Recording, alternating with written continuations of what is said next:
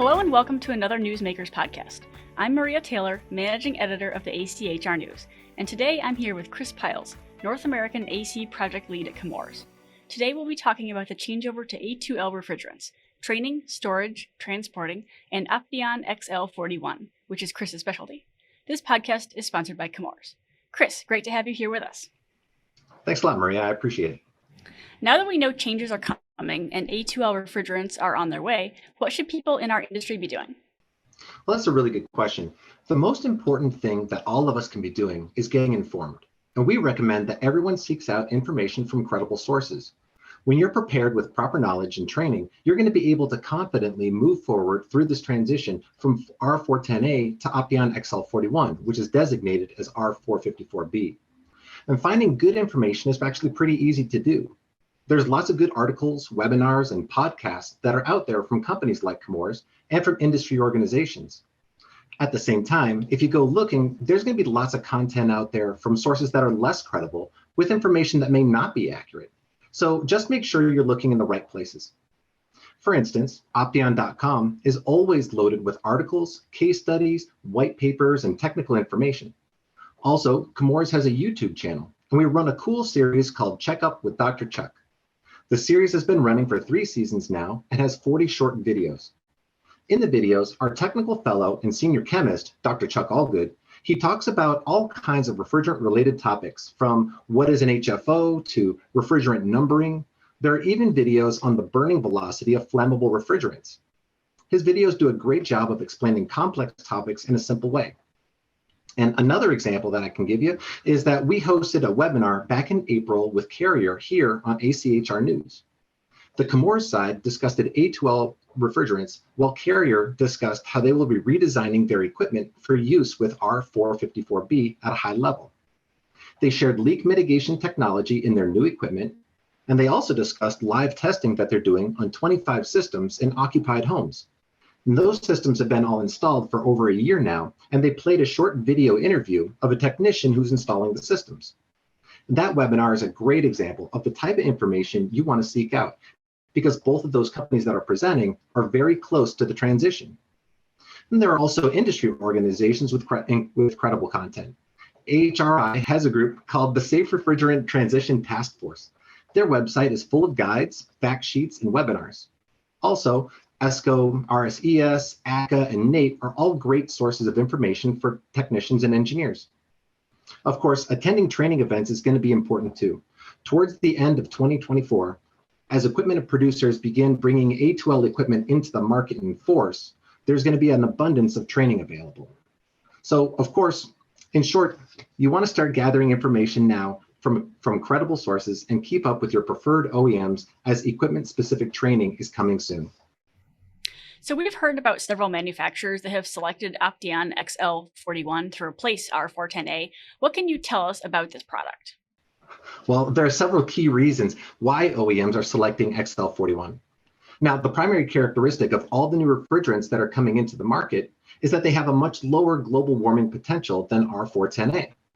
And with a GWP value of just 466 under the IPC fourth assessment report, XL41 is the lowest GWP replacement for R410A-like alternatives.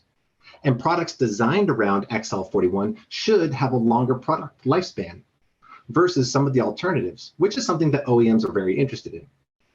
Also, OEMs like how remarkably similar Opteon XL41 is to R410A. The performance curve is nearly identical, and the operating conditions are also very close. OEMs and value chain partners in the HVAC industry have been getting used to R410A for a very long time. And the components used in making 410A equipment are designed around these working pressures and temperatures. The tools we use and the best practices that we've learned are all very well established. So choosing a refrigerant alternative that operates under similar conditions, number one, reduces the redesign of those systems, and number two, it speeds up everyone's learning curve. Carrier, Rheem, and JCI are some of the OEMs that have publicly shared that they're moving forward with R454B, and we're proud to be partnering with them. Last May, we had our official commercial launch for Opteon XL41. The leadership from each of these companies participated in the event. They took a few minutes to explain why they chose to go with XL41 as their R410A replacement. Our commercial launch marked the end of our R&D stage of development for Opteon XL41, which really is a huge step. We did record the event, and it is on our YouTube channel if you do want to check it out. We have a lot of interest from technicians and distributors regarding what they should know about talking to a customer about A2Ls. Can you offer any guidance? Yes. Like I was saying before, the most important thing that you can be doing to move forward confidently is to get informed. And the more you personally understand what's going on and why, then the better you're going to be when it comes to helping your customers. You don't need to be an expert yourself, right? But the customers are going to expect you to have some answers. And there are basic ideas that you should be able to explain. A good piece of advice is to practice as you go. If you can explain to someone why this change is happening and what exactly the change is, then you're going to be heading down the right track. If you're a distributor or a contractor, an engineer, or a facilities manager, you're going to have to effectively explain all of this to someone at some point, right? So why not start practicing now? The more you know, the better you're going to be prepared to answer questions. And having someone ask you the questions now can help you fill in the blanks. Now, here's some basic concepts that would be good for everyone to gain knowledge on. Number one, there's an ongoing global effort to phase down HFCs such as R410A in order to reduce the potential environmental impact of our industry. And this is happening around the world, not just in the United States. Number two, back in 2020, the president signed the AIM Act into law, okay? And it gave the EPA the authority to regulate the phase down of HFCs in the United States. Again, this is a phase down of HFCs and not a phase out like we had with R22. In the future, R410A will still be available for service, but new HVAC equipment will use different refrigerant with lower global warming potential, such as Opteon XL41. And lower GWP replacement refrigerants for R410A are more likely going to be A2L in the A2L safety group. Lastly, it's very important that A2L refrigerants are not used as a drop-in replacement in existing systems designed for A1 refrigerants. Can you tell us more about what makes a refrigerant a Class A2L refrigerant? Sure, it gets a little technical, but we're a technical industry, right? So I'm sure we're all going to get it. Again, here's some basic ideas. And the best thing to do is to look into each of these on your own.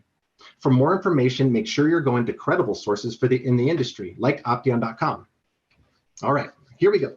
There are 4 classifications of flammability for refrigerants, and they're explained very thoroughly in ACHR Standard 34. Class 1 means that there's no flame propagation, okay? And this applies to most refrigerants that are used in HVAC today. Class 2L, those refrigerants have lower flammability, okay? And these are where most of the 410A-like alternatives are going to land. There's also Class 2 refrigerants, which are just considered flammable, and Class 3, which are considered to have higher flammability. And this is where you're going to find isobutane and refrigerant-grade propane, right, or R290.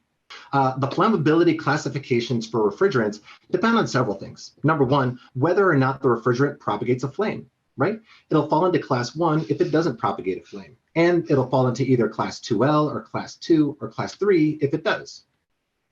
It also takes a look at the lower flammability limit of the refrigerant, right? The LFL. And that's the minimum amount of refrigerant that needs to be mixed with air in order to have an ignition event. We also take a look at the heat of combustion, right? And this is the amount of energy that's released from an ignition event. And the factor that separates out Class 2L refrigerants from Class 2 is the burning velocity. The burning velocity needs to be less than 10 centimeters per second, which is roughly 4 inches per second. Opteon XL41 meets this criteria with a burning velocity of 2 inches per second. Now, as a frame of reference, the burning velocity of R290, which is a Class 3 refrigerant, is 40 inches per second. So yes, A2Ls are technically flammable, but there are some important things to keep in mind. Number one, it's difficult to form a flammable concentration from a slow leak. There needs to be a lot more refrigerant in the air than you would need if you had a higher flammability refrigerant. Also, the minimum ignition energy, or the MIE, it needs to be greater than typical sources of sparks in the home or workplace. You can go to AHRI Report 8017 for more information on what spark sources were tested and how they were tested. MIEs for Class 2L refrigerants are exponentially greater than what you would need for a Class 3 refrigerant.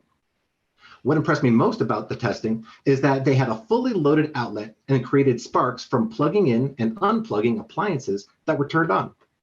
The large significant sparks that were created couldn't ignite the Class 2L refrigerants that they were testing. So sparks from tools that you use in the field, like the cordless drills, are much weaker, and they would not ignite A2L either. Again, this is AHRI's report 8017. Last thing to remember is that the flame front of a Class 2L refrigerant propagates much more slowly than a Class 3 refrigerant, and it may have difficulty even sustaining itself once the ignition source is removed. Now, we've published a video called The Burning Truth, which shows a comparison between A2L and A3 refrigerants igniting. See the link in the comments below to get to that video. The technicians are probably the ones most impacted by this change. What are some things that are going to change for them? Well, thankfully, the characteristics of A2L refrigerants are much more similar to A1 refrigerants than A3s, right? So a lot of the best practices that good technicians are using today are still going to be applicable with the refrigerant change. At the end of the day, the OEMs are going to publish installation manuals and offer training to contractors that state their specific installation requirements. Simple things that technicians are already doing are going to remain, but the importance on them is going to increase, right? Because now we're working with flammable refrigerants. So, for example, purging the lines with nitrogen while you're brazing, pressure testing the system, as well as pulling a vacuum will help check for leaks and control the conditions within the system, which is now going to be much more important. Now, regarding tools, you're going to want to make sure that the tools you're using are A2L rated. A2L refrigerants are not new to the industry as a whole, so most of the tools you can purchase today are already rated for A2Ls. Look at the details on your vacuum pumps, your recovery machines, and any tools that come into direct contact with refrigerants just to make sure. Ultimately, the manufacturers of those tools will have the best guidance on the right tools for certain applications.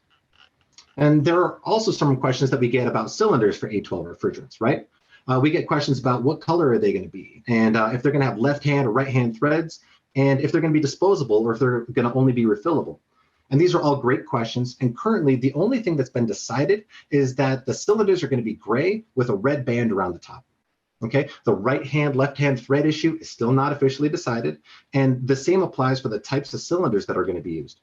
One thing that everyone can be sure of is that Chemours is going to supply Opteon XL41 to the market with safety in mind. Okay, and a great idea is to subscribe to our newsletter in order to be the first to know about updates related to these topics. You can subscribe by going to opteon.com and clicking on the A2L Refrigerants tab. On that page is a link to sign up. What are some things you can tell us about stocking and transporting cylinders of XL41? That's a good question.